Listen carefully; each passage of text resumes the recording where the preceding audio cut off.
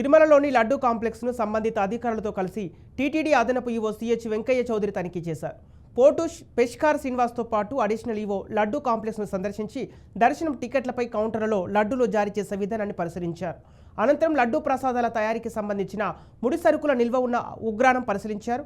టీటీడీలో లడ్డూ ప్రసాదాలలో మరింత నాణ్యత పెంచడంపై అధికార యంత్రాంగం దృష్టి పెట్టి ప్రత్యేక చర్యలు చేపట్టింది. తిరుమల శ్రీవారి దర్శనం తర్వాత భక్తులు లడ్డూ ప్రసాదాన్ని ఎంతో ఇష్టపడతారు.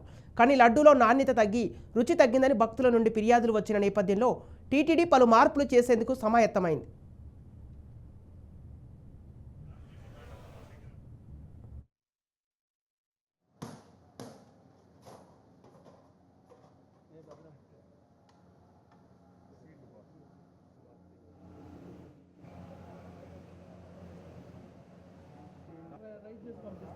పంపిస్తారా ఎన్ని కేజీలు